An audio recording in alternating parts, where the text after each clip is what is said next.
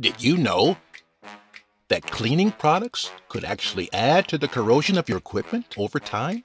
Disinfectants and degreasing products, often used to clean cold rooms and unit coolers, are sometimes made of chlorine, sodium hydroxide, ammonia, and lactic acid.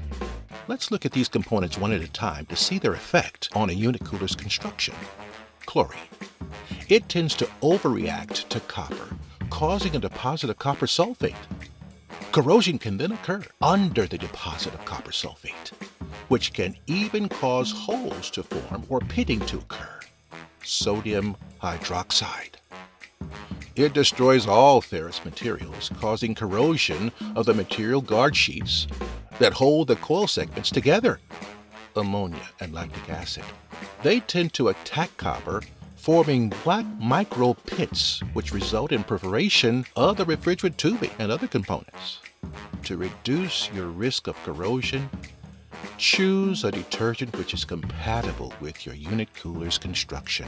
First things first, check the manufacturer's data sheet for recommended scope of use. It's also possible to assess the compatibility of various materials with cleaning products based on their pH and active agents. It's best to use neutral detergents, those with a pH of 5 to 9.